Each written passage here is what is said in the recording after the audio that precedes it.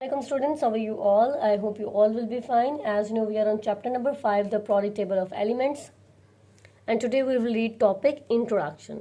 There are 118 elements. ठीक है, periodic table में जो total number of elements हैं वो कितने हैं? 118. ठीक है, चेक कर लेते हैं इसको. अब ये ओवरऑल जो periodic table है, जितना भी ये periodic table है, इसमें total number of elements कितने हैं? 118.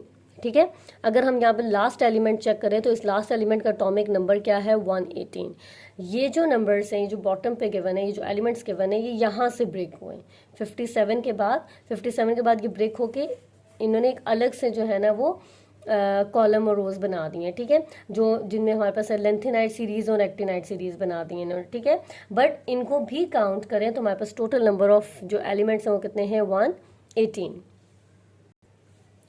They combine to form million of compounds. ठीक है, इस लाइन का क्या मतलब है कि अगर मैं हाइड्रोजन का मैं केमिकल रिएक्शन लिथियम के साथ भी करवा सकती हूँ. हाइड्रोजन का केमिकल रिएक्शन जो है वो बेरिलियम के साथ भी हो सकता है. हाइड्रोजन का केमिकल रिएक्शन बोरोन के साथ भी हो सकता है, कार्बन के साथ भी हो सकता है, नाइट्रोजन, ऑक्सीजन, फ्लोरीन, नियोन. ठीक है, तो एक ही एलिमेंट बाकी 117 एलिमेंट्स के साथ अगर केमिकल रिएक्शन करता है तो ऑब्वियसली हमारे पास मिलियन ऑफ कंपाउंड्स बनते हैं. ठीक है, दो एलिमेंट्स जब आपस में केमिकल रिएक्शन करते हैं तो हमारे पास जो प्रोडक्ट बनता है वो कंपाउंड होता है. ठीक है, in some cases it is impossible to remember all the information about these elements and their compounds. Obviously हम हर एक एलिमेंट की इंफॉर्मेशन जो है वो याद नहीं कर सकते, कंपाउंड्स याद नहीं कर सकते. ठीक है, so we clearly need some ways to organise our knowledge about them. ठीक है, तो हमें क्या करना है? एक ऑर्गेनाइज्ड वे चाहिए.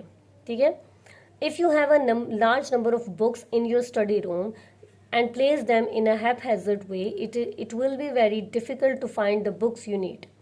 However, if these books are arranged into groups according to some common features, it would become easiest to find the book you are looking for. ठीक है, सपोज करें मेरे पास 50 बुक्स हैं. ठीक है, और जो 50 बुक्स हैं उनमें से 5 बुक्स जो है ना वो साइंस की होगी, 5 बुक्स होगी मैथ्स की होगी, 5 बुक्स उर्दू की. ठीक है, तो और वो बिल्कुल हैज़र्ड फॉर्म में पढ़ेंगे तो उसमें से अगर मैं बुक को फाइंड आउट करूँ जो मुझे चाहिए वो बहुत ही डिफिकल्ट होगा.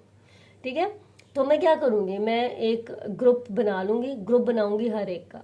ठीक है, साइंस का जो ग्रुप बनेगा ऑब्वियस उसमें साइंस की सारी बुक्स पढ़ी हुई होंगी.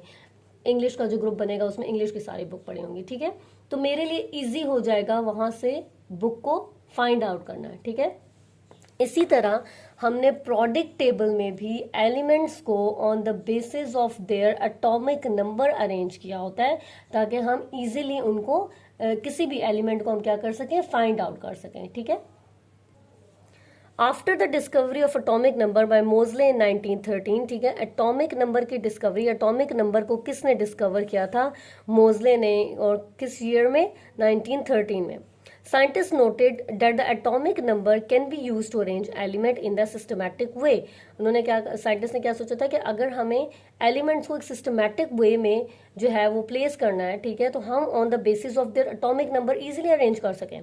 ठीक है, जिसका एटॉमिक नंबर 1 होगा उसको पहले रखेंगे, जिसका एटॉमिक नंबर 2 होगा उसको सेकंड पे, फिर 3, फिर 4, फिर 5. ठीक है, सो ये इजी हो जाएगा. एक सिस्टमैटिक वे में आप एलिमेंट को जो है वो इजीली फाइंड आउट कर सकते हैं. ठीक है, Thus elements were arranged in order of increasing atomic numbers. इस वजह से जो प्रोडक्ट टेबल है उसमें एलिमेंट्स को on the basis of their atomic number arrange किया गया था.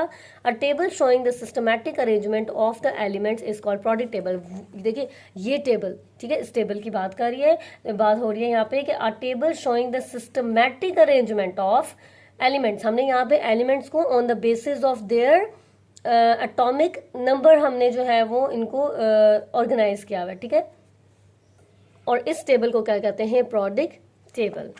The product table is widely used in chemistry, physics and other sciences. It is generally seen as an icon of chemistry. Product table show the organized array of all the elements in order of increasing atomic number. ठीक है, हमारे पास product table जो है वो chemistry, physics और जितने भी बाकी साइंसेस के सब्जेक्ट्स हैं जहाँ जहाँ पे प्रोडक्ट टेबल की नीड है वहाँ पे वो यूज़ होता है. ठीक है, और बेसिकली ये क्या है? आइकन ऑफ केमिस्ट्री है. और प्रोडक्ट टेबल क्या चीज़ शो करता है? इसमें एलिमेंट्स जो हैं वो एक ऑर्डर में प्लेस हुए हैं और वो ऑर्डर कौन सा है? Increasing atomic number. ठीक है, they are placed on the basis of increasing atomic number.